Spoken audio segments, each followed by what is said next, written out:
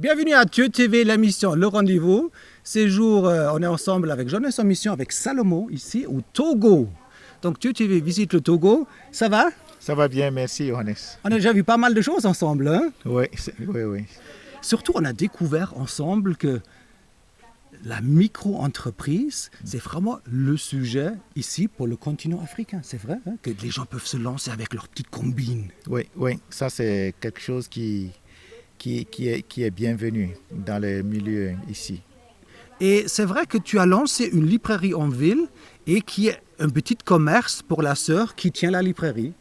Oui, on a une petite librairie et bibliothèque dans la ville de Palimé. On vend des livres pour le corps de Christ, de bonne littérature. Et on a aussi le côté bibliothèque dont les gens peuvent venir lire sur place ou bien prendre, aller lire à la maison. Les passeurs trouvent des ressources pour alimenter leurs connaissances et préparer des bons messages. Alors, regardez nos images de la librairie en ville.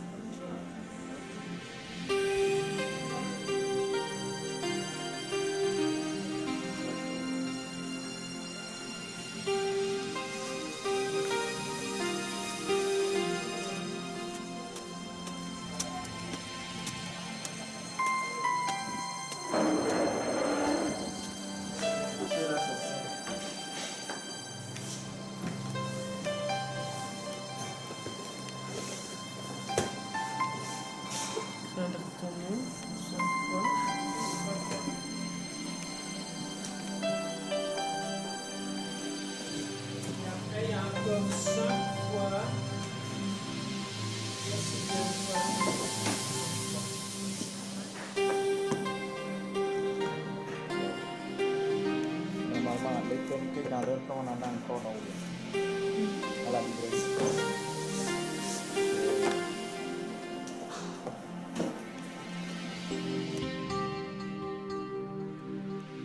C'est quelle grandeur cette région ici? C'est une ville.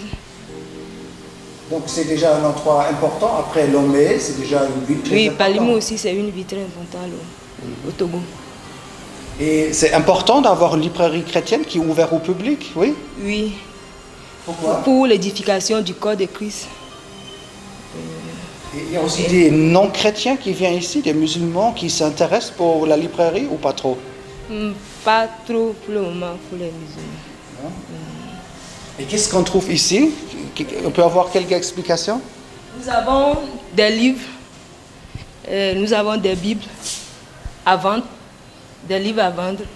Et nous avons des livres aussi en location dans la bibliothèque.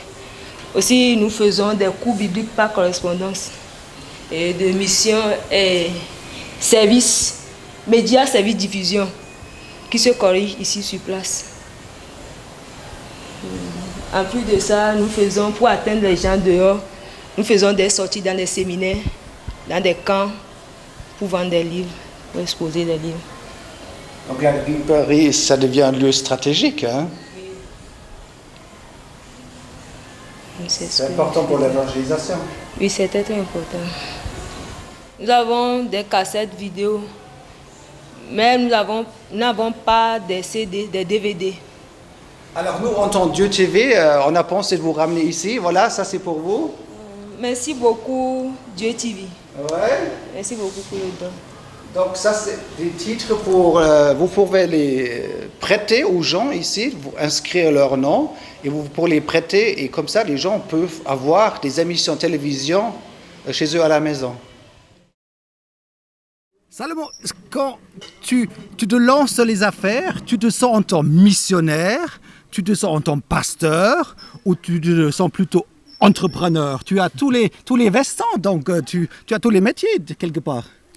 Ouais, j'aimerais rester quand même missionnaire parce que ouais, je crois que c'est bien d'être missionnaire et de répondre aux besoins des gens, que les gens passent d'abord avant nous. Oui. Et Servir les gens. Et vous avez plusieurs projets. Tu as acheté des terrains, plusieurs hectares. Combien de hectares tu as acheté pour le tech? On a acheté 6 hectares sur lesquels on a planté des tecs. Oui. Le tech, c'est un arbre très précieux. Et dans le but de le vendre plus tard, c'est un projet à long terme bien sûr. ou fabriquer des meubles, monter une scierie, une menuiserie, pour former d'autres jeunes et produire des bons meubles de qualité. Et trouver des ressources pour soutenir les ministères et les missionnaires, envoyer des missionnaires dans d'autres régions parmi des peuples non atteints. Donc le teck, c'est un bois qui est très prisé, même à la bourse. Les Chinois raffolent ici des forêts, remplissent des containers pour l'Asie, pour leur industrie. Oui, Donc oui. le teck, il y a une vraie demande.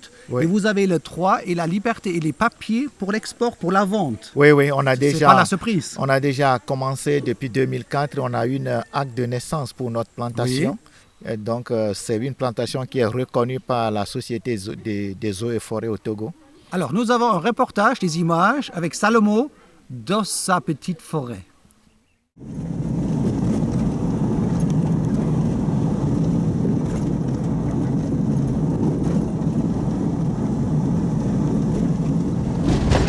Il faut dire que le terrain ici, 1 hectare, coûte entre à peu près 1000 francs pour faire les papiers et tout. 1000 francs suisses, 1000 francs suisses. 1000 euros. C'est 1 hectare. Donc, toute personne peut participer, même pour un carré de 25 mètres sur 25, parce qu'il y a 16 carrés dans 1 hectare. On plante des arbres. Donc, on a un programme d'agroforesterie. Donc, on plante des arbres. Et dans les 2-3 premières années, on cultive des vivres dans ces champs.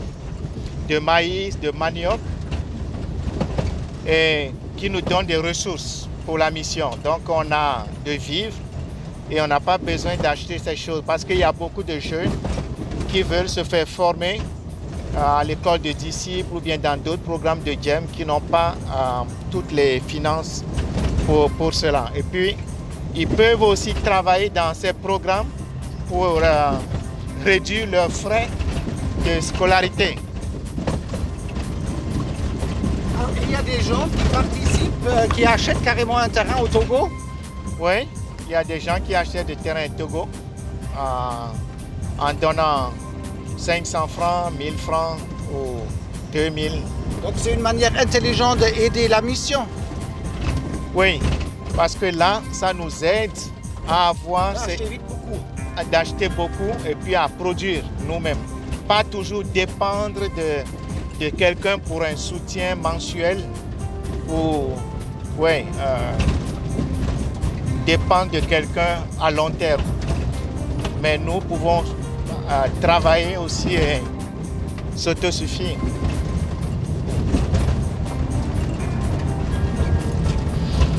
Et après, on peut toujours vendre aussi ces arbres ou bien monter une menuiserie et utiliser les bois pour fabriquer des bons meubles.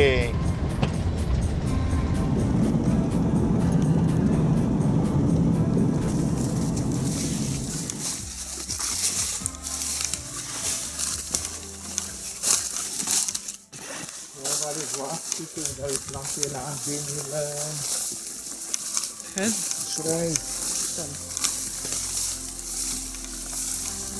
Avec le petit terrain.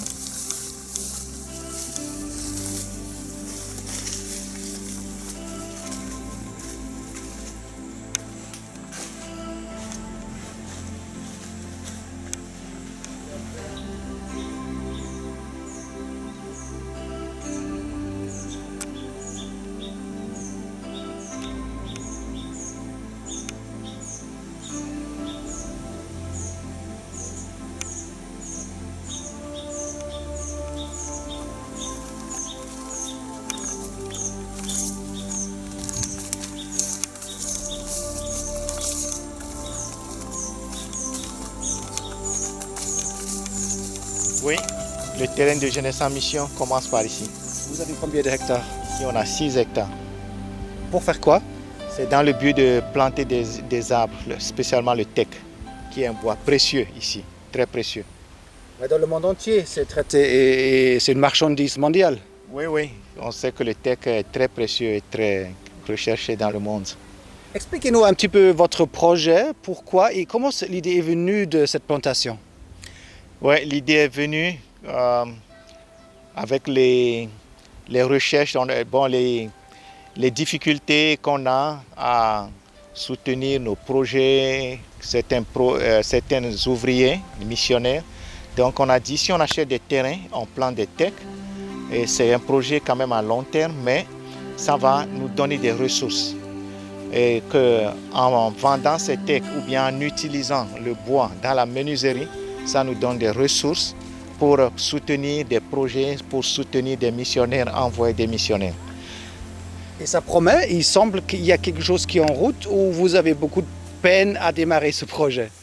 Non, on a commencé ici, on rend grâce à Dieu parce que quelqu'un nous a donné l'argent, on a pu acheter ce terrain et on a planté ici sur ces 6 hectares maintenant et qui grandissent. Et même on pouvait même commencer à couper des perches ici.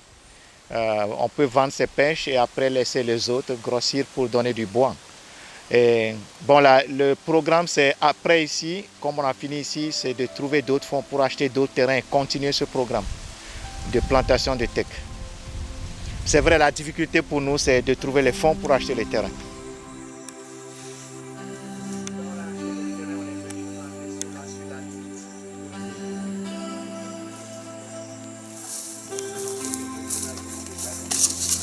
Ça fait combien d'années?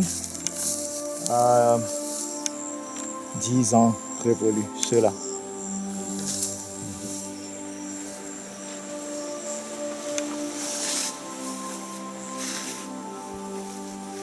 Il y a quand même un projet de long terme parce que le tech, ça pousse 20 ou 30 ans. Donc vous avez plusieurs étapes.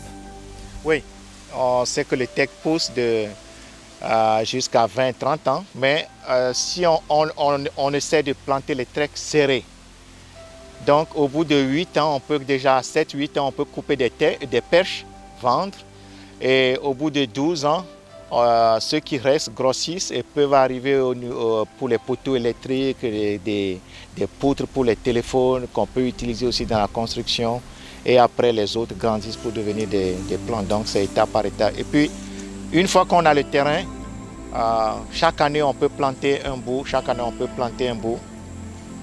Donc si quelqu'un en France ou en Suisse, en Europe ou en Allemagne entend de ce projet, donc on peut venir copropriétaire avec vous quelque part. On a investi, on a de l'argent et vous pouvez acheter à mon propre nom un terrain. Justement, on cherche des partenaires qui peuvent avoir des terrains même ici, achetés en leur nom. Et nous, on peut cultiver ces terrains ici.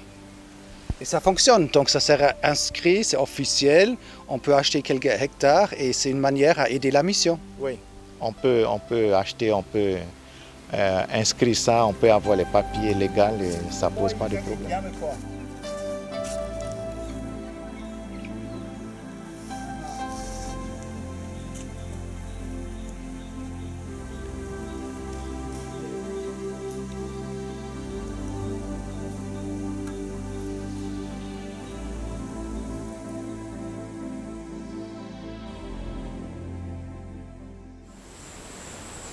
Ici, derrière moi, cette plantation a été faite par une école de disciples de Lausanne qui sont venus pour leur phase pratique ici. Alors, ils ont évangélisé dans les écoles, dans les villages, mais ils ont planté aussi des arbres sur ce terrain de jeunesse en mission.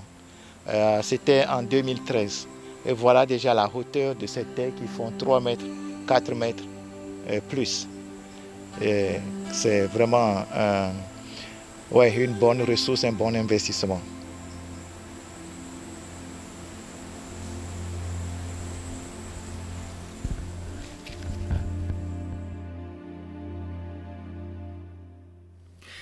Tu étais avec nous, Salomon, quand on a visité la ferme des poissons. Donc, ce n'est pas une pisciculture traditionnelle, c'est plutôt un système fermé, qu'on a des centaines de poissons qui donnent leur eau aux plantes et l'eau retourne des plantes nouveau, retour vers les poissons. Tu es très, très, très intéressé pour ce projet, mais vous cherchez même des fonds du financement. Même ici sur votre terrain, là en bas, vous avez déjà une première installation qui est bientôt prêt à tourner. Pourquoi tu t'intéresses si près que ça va marcher? Pourquoi? Oui, d'abord, en tant que chrétien, j'ai la conviction que Dieu nous appelle aussi il nous a donné des ressources. et à produire nous-mêmes, à ne pas seulement dépendre des gens, et Dieu va bénir l'ouvrage de nos mains. Et je crois que cet élevage va être une bénédiction pour nous, va répondre aux besoins qu'on a de produire nous-mêmes de poissons, parce que le poisson est l'alimentation de base aussi, ça rentre dans l'alimentation de base au Togo. Donc l'oxygène là qui arrive là, et c'est le retour de l'eau qui quitte le jardin vers les plantes. Ok. Oui. Et qu'est-ce que vous nourrissez les poissons? Aux poissons, nous leur donnons du granulé, ils mangent la lentille d'eau qui est là, nous leur donnons ça. Donc ils mangent les feuilles de taro, feuilles de manioc, et ils mangent presque toutes les feuilles que nous leur donnons. Donc même une partie de la nourriture des poissons, ça pousse dans le système en fait. Voilà, c'est un système moins cher parce que tu plantes la nourriture que le poisson va manger et en même temps avec lui. Ok. Lui-même, il côtoie sa nourriture, entre guillemets, donc le poisson est tranquille. Donc ça, on leur donne comme ça et ils mangent, après on leur donne. Mais c'est l'aliment, disons, complémentaire. Le matin, on leur donne du granulé et le soir. Alors, tu es un homme très expérimenté dans l'élevage des porcs. Pourquoi? C'est l'héritage des Allemands qui ont construit la maison, qui vont vous laisser une porcherie là en bas, hein, que pour le... Hein, comment tu es tombé là-dedans, dans une porcherie? Dis-moi, alors ça, c'est extraordinaire. Jeunes en mission avec sa propre porcherie. Oui, non, c'est toujours ce besoin, ce désir de produire qui nous a lancé dans ce projet de porcherie depuis 1988. Alors, quelques images d'abord, Salomon. Très brièvement, on va vous montrer quelques images pour comprendre.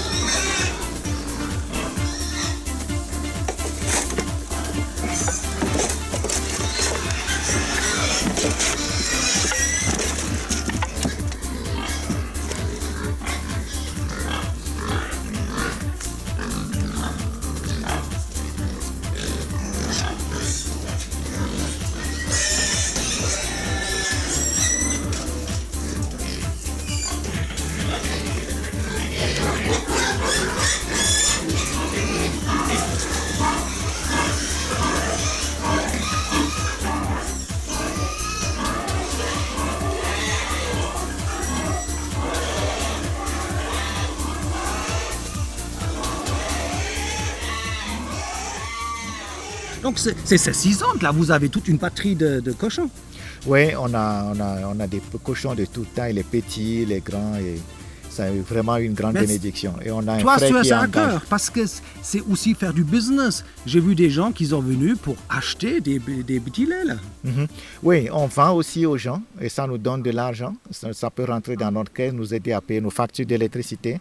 Et des gens viennent acheter chez nous pour démarrer aussi leur élevage eux-mêmes. Et on tue aussi pour nous. Donc c'est une réelle bénédiction. Alors, et tu vois l'avenir dans ce sens de business, comme on voit la librairie, on voit le bois, on voit la pisciculture, on voit la porcherie, vous avez même des poules. Tu vois là qu'il y a une direction plutôt à accentuer et d'accélérer. Oui, on voit vraiment que tout ça soit des structures qui en même temps servent à la formation des jeunes qui viennent chez nous ici, qui ne viennent pas seulement apprendre des choses spirituelles, mais qu'ils puissent avoir aussi des connaissances quand ils vont chez eux, ils peuvent produire aussi eux-mêmes. Et on a à cœur d'agrandir, d'avoir même un autre terrain pour agrandir et développer l'agriculture et l'élevage. Nous avons un reportage avec le jeune Eliakim, qui est très doué, n'est-ce pas? Très doué, un gars très doué, très Il consacré. s'occupe de beaucoup de choses ici chez vous. Il est partout, dans toutes sortes d'activités, mais il est très doué pour cet élevage, n'est-ce pas? Oui, oui. Il s'est formé dedans, il a une large connaissance dans ce domaine et en plus il a son cœur dedans, ça c'est l'essentiel. On voit l'amour qu'il a pour l'élevage et l'agriculture. Donc quelque part, Salomon, pour vous ici, la formation spirituelle, la formation de disciples, la formation un petit peu de théologie, combinée avec l'engagement pratique comme Paul qui était faiseur de tente, tu as ça à cœur, cette mixture, s'engager avec sa tête dans la Bible et en même temps annoncer l'évangile et en même temps se salir les mains de temps en temps? Oui, ça c'est quelque chose qu'on a à cœur et peut vraiment considérer cet aspect de la mission intégrale qui est très important. Ok. Alors, on se laisse ici parce que quelque part, on va lancer le reportage avec Eliakim. Ouais. On a un super reportage de plusieurs minutes. On a une interview avec lui, magnifique, presque rigolo. Et j'ai ici des DVD pour toi. Donc, tu peux les copier, toi, pas les autres. Non, vous n'avez pas la permission, il faut les acheter, hein, donc on est d'accord. Mais toi, tu peux les copier ici à Lomé. Et tu peux les vendre et le bénéfice de la vente de ces DVD, La vie après la vie, Voyage céleste et le 3 de savoir, et le bénéfice des ventes vont à votre projet de micro-entreprise. Ça te va? Oui, merci beaucoup. C'est vrai? C'est un bon soutien, merci beaucoup. Donc pour la librairie chrétienne, vous pouvez les utiliser. Et ici, pour vendre dans les églises, et si vous faites 50 000 CFA ou plus, vous les mettez dans votre caisse. Et là, pour créer des nouvelles ministères. Merci. Et il y a aussi un frère qui va le soir dans les villages avec des vidéoprojections. Oui. C'est Pierre. C'est Pierre, oui. Ouais. Il y a Pierre, Eliakim et d'autres sœurs qui vont. Et Pierre est l'initiateur de ce projet. Donc peut-être on va aussi donner la parole un moment à l'autre, pas aujourd'hui. On se laisse ici. Encore une émission qui suit, très courtement. Nous, on vous laisse, mais restez avec nous. Il y a Eliakim qui va vous répondre pourquoi il s'occupe des cochons. Au revoir, shalom. Mais restez avec nous.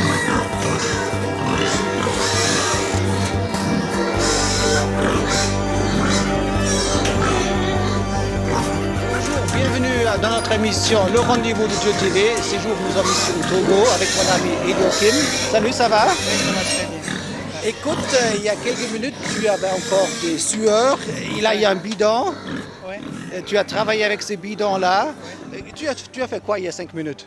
En fait, j'ai donné à manger aux animaux, aux porcs qui sont ici. Il a dit des porcs, des petits cochons. Alors, on est ici dans une porcherie. Hein? On est entouré des petits... Je peux mettre là-dedans? Oui, bien sûr. OK. Après, on va laver. Explique-nous, on se trouve ici, là, entouré des cochons, là.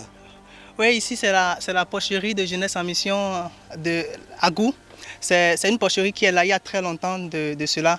Après mon école de disciple, je me suis engagé aussi à travailler dans tout le département de l'agriculture et de l'élevage. Comme la porcherie aussi fait partie de l'élevage, donc il fallait aussi s'occuper des porcs. Donc je m'occupe ici des soins vétérinaires et de l'alimentation de nos porcs d'ici. Mais l'évangile et les cochons, le porc, il y a un conflit. Même Jésus, il a pris des cochons des Juifs et il les a chassés dans le lac. Donc quelque part, Jeunesse en Mission qui se lance dans un élevage de porcs, c'est pas très spirituel. Pas du tout. Vous savez, dans la Bible, Paul aussi nous dit manger de tout ce qui se vend au marché.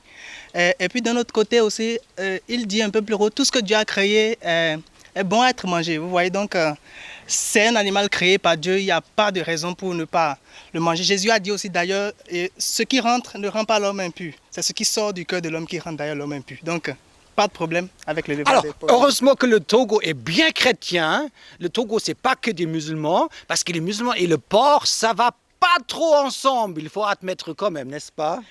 Oui, certains. Sinon, il y a d'autres qui en mangent quand même dans le secret. Bon. Alors, tu as fait une DTS, qu'est-ce que ça veut dire DTS? Ça veut dire une école de disciples. C'est quoi? Tu es le disciple de Jeunesse en Mission ou tu es quoi, de disciple de qui? Je suis le disciple de Jésus-Christ. Ah bon? Je travaille à Jeunesse en Mission, servant le Seigneur à Jeunesse en Mission. D'accord. Ouais. Et explique-nous, c'est quoi un DTS? On va te mettre dans un paquet, on va te coincer, tu dois obéir comme au militaire, on va te dire il faut faire ça, ça et ça, et si tu n'es pas un bon disciple, tu ne peux pas rester avec Jeunesse en Mission. C'est quoi un DTS?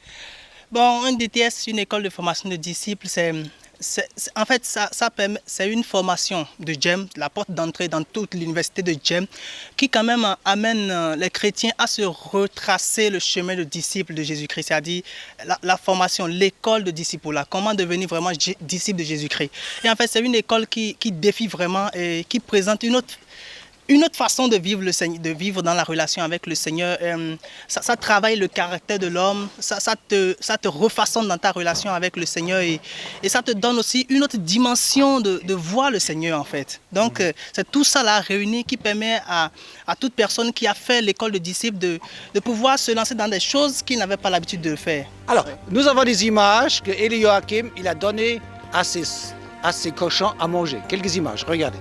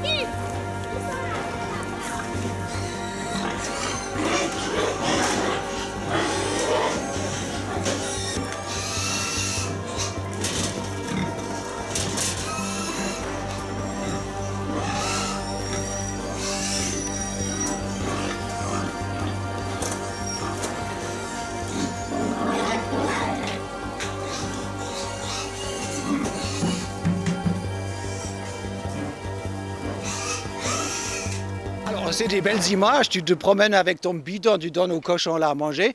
Mais pourquoi tu fais ça là?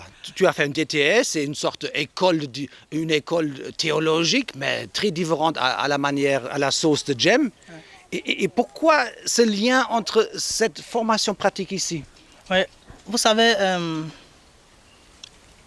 nous sommes appelés à travailler en tant que chrétiens aussi. Oui. Et dans la mission ou dans le ministère, nous sommes appelés aussi à œuvrer. Je me rappelle aussi, Paul dit dans d'autres endroits qu'il a travaillé de ses propres mains pour pouvoir ses propres besoins. Vous savez donc, la porcherie ici, ça nous permet de pouvoir aux besoins alimentaires, surtout en viande à la base, dans les différentes écoles qui se passent.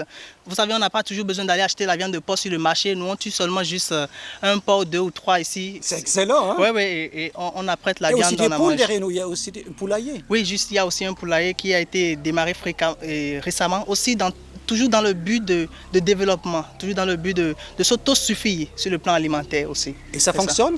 Il y a quelque chose qui rentre? Gentiment, oui, ça marche bien aussi. Les villageois viennent pour acheter des porcs ici afin de croiser avec les races locales. Ils aiment aussi la race qu'on élève ici. Vous voyez, ils viennent souvent aussi chercher. Là, nous avons la Large White. Ouais, c'est proche de l'Europe, là. Quelque part, les Allemands, là, ils ont aussi des cochons comme ça, là, non? Oui. Nous avons même un frère qui est là, vous voyez, il est venu aussi pour acheter déjà des porcs. Ouais. Et on se trouve ici, sur ce terrain de Jeunesse en Mission. Quelques mots. Ouais, ici c'est... Il y a une école ici pour les écoles DTS? Oui. Ça se fait ici, sur ce chemin? Oui. Et très prochainement, même d'ici septembre, ça va encore avoir lieu, une autre école de formation de disciples. Mais Elohim, tu ne veux pas rester les prochaines années ici pour nourrir des petits cochons, pour nourrir des étudiants de Jeunesse en Mission? Qu'est-ce que tu vas faire les prochaines années? Les prochaines années, c'est aussi penser à ce volet de formation. Former les jeunes aussi à entreprendre des activités agricoles comme ça. Aussi, tous ceux qui travaillent dans le domaine chrétien, les pasteurs, les missionnaires aussi, à avoir cette pensée de développer aussi leur ministère accompagné des activités pratiques, de l'élevage des porcs, des poules, pourquoi pas, ou de l'agriculture, le grand champ. Donc, prochainement, c'est cette façon-là c'est dans cette façon qu'on veut évoluer, c'est-à-dire amener à développer le volet formation. Ouais. Et les micro-entreprises, c'est vraiment la chose à faire. Hein? Commencer un petit commerce, de vendre, d'acheter, dans l'agriculture et toutes sortes de diversités, même dans les services de l'ordinateur, hein, dans l'informatique. Ouais. Lancer des frères et nos gens de l'Église dans le commerce. Dieu, il n'est pas contre le commerce, non? Je ne pense pas. Non, hein? Non. Il veut même donner du succès dans le commerce. Tu es d'accord? Bien sûr, je suis d'accord, parfaitement d'accord. Et en fait aussi, c'est mon cœur que les chrétiens ou que les hommes de Dieu arrivent à penser à ça et à ne pas seulement rester dans ce côté de spiritualiser tout, de rester dans un... C'est pas moi qui ai dit ça, hein, c'est lui qui a dit ça. Hein? Oui. De toute façon, ça c'est une activité spirituelle, vous voyez. C'est pas très la théologie hein, ici, hein, c'est pas forcément un séminaire de théologie donné là, mais c'est pratique et ça fonctionne. Hein? Oui, ça marche. Et je dis aussi, c'est vrai, c'est une activité spirituelle parce que là déjà tu vois la merveille de Dieu, comment les animaux marchent et ça... Vous savez, la Bible dit dans le livre de Romains que toute la création même témoigne de la grandeur de Dieu. Et étant là, travaillant avec les pauvres ou travaillant sur les pauvres, parfois je découvre aussi combien de fois cela m'affecte dans ma relation avec Dieu. Vous voyez comment je nourris les pauvres et comment Dieu me nourrit aussi en retour. Donc tout ça là, c'est merveilleux. Alors, c'était un plaisir de discuter avec toi ici, dans un lieu un petit peu inhabituel, il faut le dire ici. Donc on ne va pas rester ici. Parce qu'on veut changer un petit peu des odeurs. On va de nouveau une étage plus haute, là où il y a la cuisine, vers le parking. Et vous avez un grand manquier là. Dis-moi, des arbres là-bas. C'est presque le paradis. Vous êtes proche du paradis, non, ici au Togo? Ouais, la Bible dit aussi, Jésus a dit, ne pensez pas que le royaume de Dieu vient de manière à surprendre les regards. Il dit, le royaume de Dieu est au milieu de vous. Donc, le royaume de Dieu, le paradis est au milieu de vous. Il est déjà là en haut, le royaume? Il est là, au milieu de nous déjà. Okay. Jésus l'a dit, nous le vivons. Alors, on remonte une étage plus haute, on va laisser nos petits cochons ici tranquilles, bouffer leur nourriture, on va un petit peu plus spirituel, une étage plus haute. À tout à l'heure. Shalom, que Dieu vous bénisse.